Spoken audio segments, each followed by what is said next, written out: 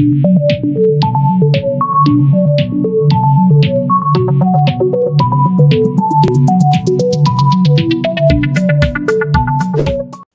anak-anak, berjumpa kembali dengan Pak Eka di sini. Hari ini kita akan belajar latihan soal untuk persiapan ulangan peluang.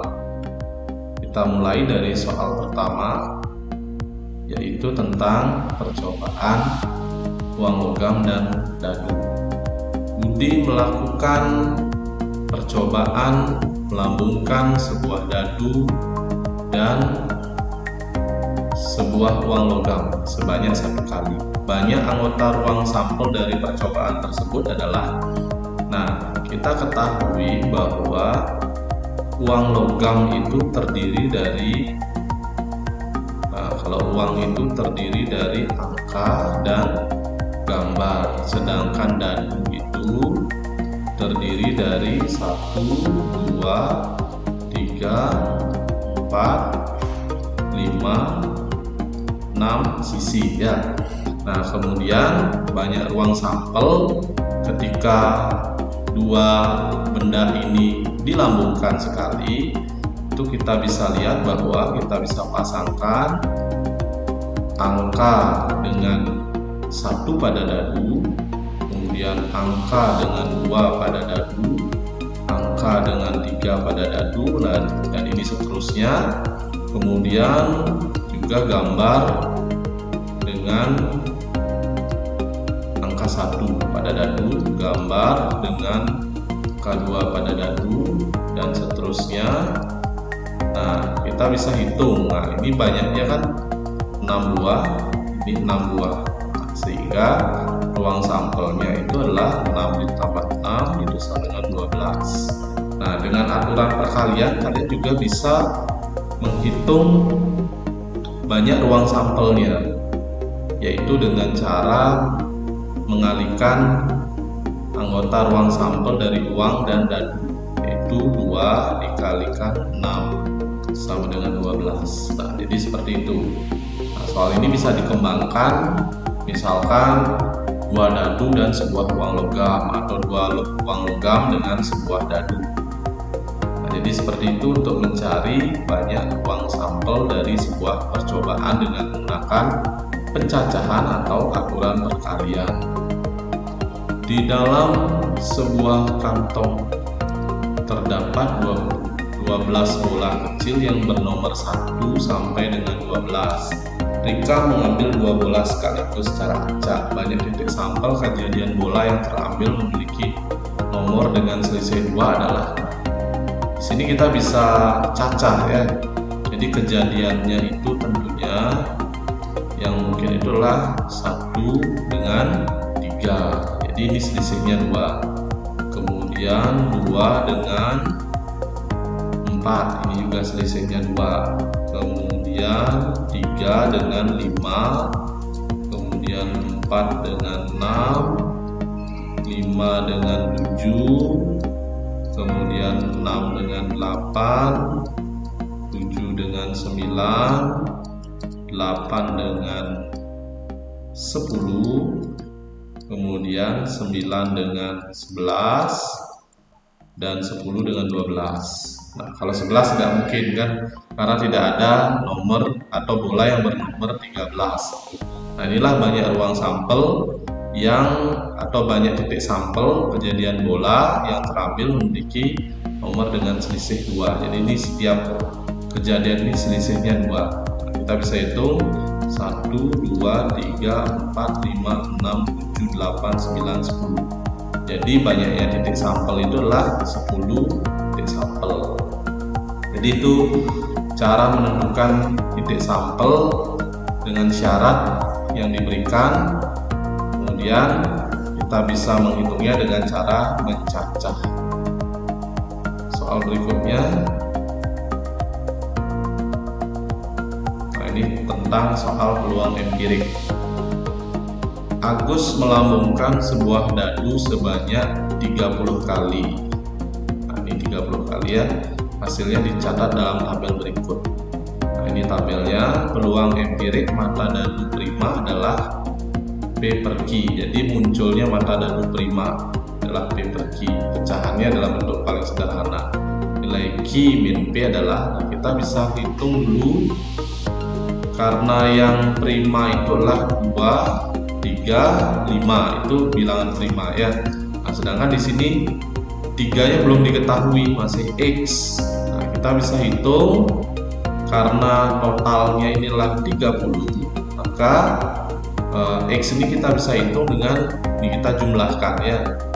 Nah, kalau kita jumlahkan ini adalah 25. Nah, jadi yang selain angka 3 ini adalah 25, sehingga X itu nilainya adalah 30 dikurang 25, yaitu 5. Nah, kita bisa hitung peluang empirik. Jadi peluang empirik itu adalah banyak kejadian dibagi banyak percobaan ya. Jadi ini rumusnya. Nah, banyak kejadian kita bisa hitung karena ini 5. Nah, tadi diminta adalah mata dadu prima, jadi 2, 3, 5. Kita hitung yang 2 ada 7, kemudian ini ada 5, kemudian ini ada 3. Nah, berarti inilah 7 ditambah 5 ditambah 3 dibagi 30. Banyak percobaan 30 kali. Nah, ini berarti 15 per 30. Nah, karena diminta yang paling sederhana, maka ini 1 per 2, sehingga P nya itu adalah 1, Q nya 2. Nah, sehingga Q kurang P itu sama dengan 2 kurang 1 sama dengan 1. Nah, itu cara menghitung peluang empirik. Soal berikutnya, nah masih tentang peluang empirik. Di dalam kantong terdapat 3 bola berwarna berbeda, merah, kuning, dan hijau. Dari dalam kantong tersebut diambil 2 kelereng secara acak. Percobaan ini dilakukan sebanyak 20 kali. Hasil yang diperoleh sebagai berikut. Nah, kita bisa lihat bahwa jadi kejadiannya adalah ini, maksudnya adalah merah kuning, kemudian ini MH inilah merah hijau, dan KH inilah kuning hijau. Nah, jadi setelah dilakukan percobaan, inilah hasilnya. Kemudian sama seperti soal sebelumnya, X itu bisa dihitung dengan banyak percobaan, kan seluruhnya adalah 20. Berarti dikurang 13, berarti ada 7 kali muncul kuning hijau. Nah, jadi ini 7. Nah, kemudian kita bisa hitung yang diminta adalah peluang empirik terambilnya bola hijau. Nah, kalau dilihat dari bola hijau itu ada ini, jadi ada 2.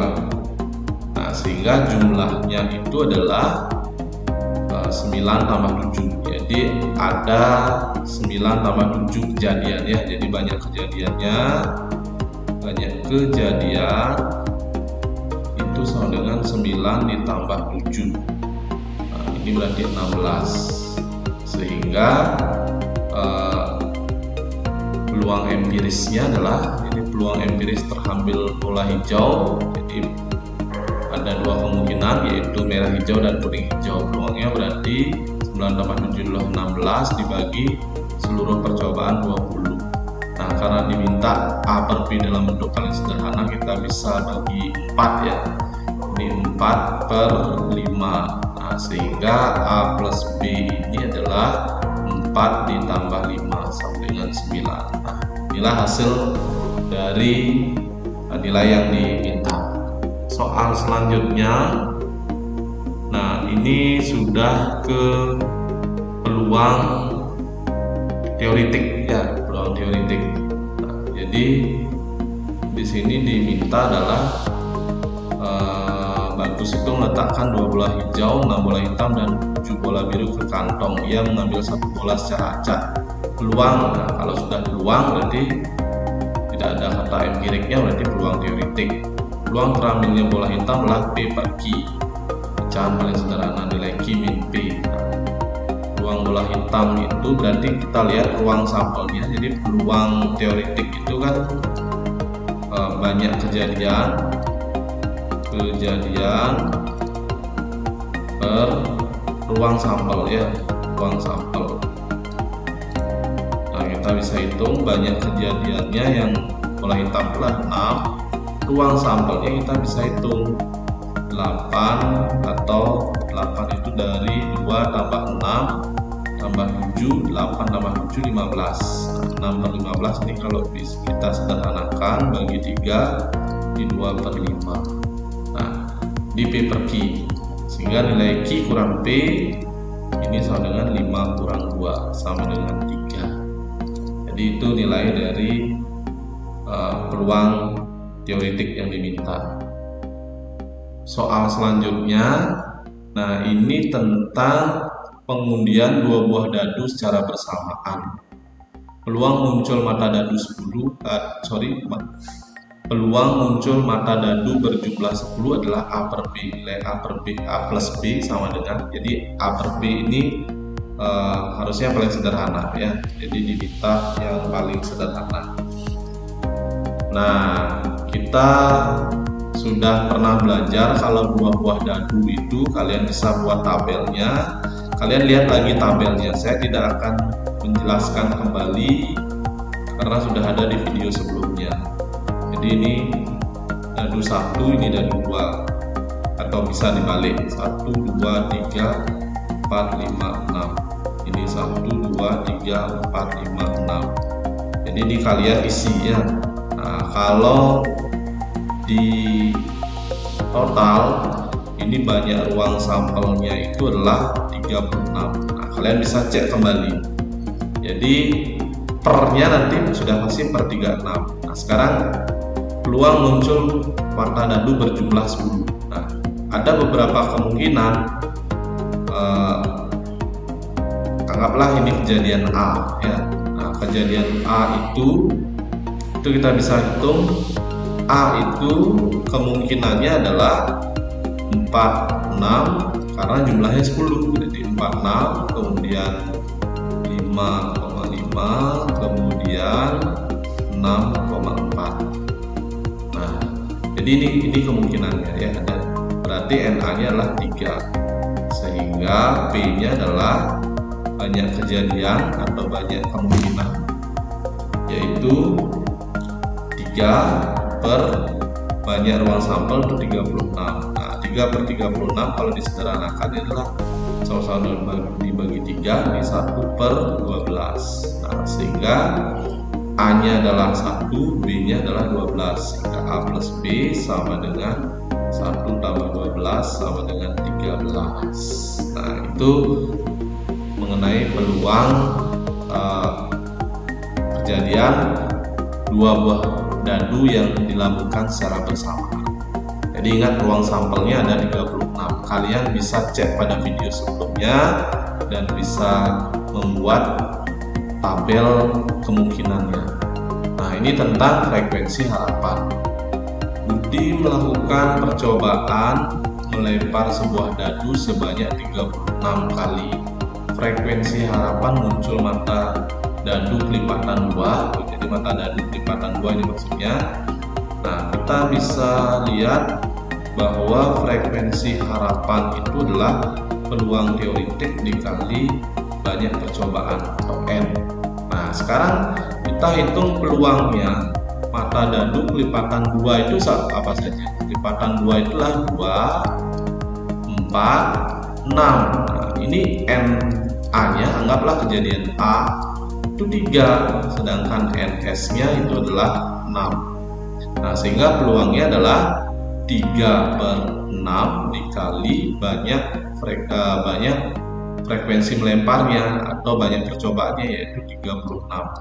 Nah, ini bisa disederhanakan, ini bisa setengah, atau ini kita coret di 6, berarti 3 kali 6 adalah 18. Jadi frekuensi harapannya itu adalah 18 kali atau 18 saja ya. Nah, Jadi itu mengenai frekuensi harapan. Jadi diingat, frekuensi harapan adalah peluang dikali banyaknya percobaan. Soal berikutnya masih terkait dengan frekuensi harapan. Nah, di sini diceritakan bahwa di dalam sebuah kotak terdapat 2 kelereng merah, 2 kelereng hijau, dan 2 kelereng kuning. Cynthia mengambil 2 kelereng sekaligus secara acak dan dikembalikan. Cynthia akan mengambil percobaan ini sebanyak 72 kali. Frekuensi harapan terambil 2 kelereng berwarna berbeda adalah, kita harus hitung kemungkinan atau titik sampelnya ya, seluruh titik sampel. Jadi yang mungkin itu adalah, kita anggap yang berwarna sama kan bisa terjadi karena semuanya memiliki 2 kelereng. Kemudian diambil 2 kelereng, jadi ada kemungkinan 2 kelereng berwarna sama, yaitu merah-merah, kemudian hijau-hijau, kemudian kuning-kuning. Nah, kemudian kalau berwarna berbeda mungkin saja, yaitu misalkan merah hijau itu bisa, kemudian merah kuning juga bisa, kemudian hijau kuning, nah, itu juga bisa. Nah, jadi kita bisa lihat bahwa terdapat 6 ya, jadi ruang sampelnya itu adalah 6. Nah, kemudian anggaplah kejadian A. Jadi kejadian A itu, atau kejadian terambilnya 2 kelereng berwarna berbeda, kita bisa lihat di sini, yaitu yang ini merah hijau, kemudian merah kuning, dan hijau kuning. Nah, ternyata ada 3. Berarti seperti sebelumnya, frekuensi harapan itu adalah P dikali N. Nah, P-nya tentunya adalah NA per NS atau 3/6 dikali banyaknya percobaan adalah 72. Nah, ini kita bisa sederhanakan. 72 bagi 6 itu adalah 12 ya, jadi 12. Kemudian nanti hasilnya 3 kali 12 itu adalah 36 kali. Nah, ini adalah beberapa contoh soal yang Bapak berikan. Semoga bermanfaat untuk persiapan kalian mengikuti ulangan pada bab peluang ini, dan Bapak ucapkan selamat belajar, ingat tetap jaga kesehatan dan patuhi selalu protokol kesehatan, pakai masker, mencuci tangan, dan menjaga jarak. Semoga pandemi ini cepat berakhir dan sampai jumpa. Terima kasih.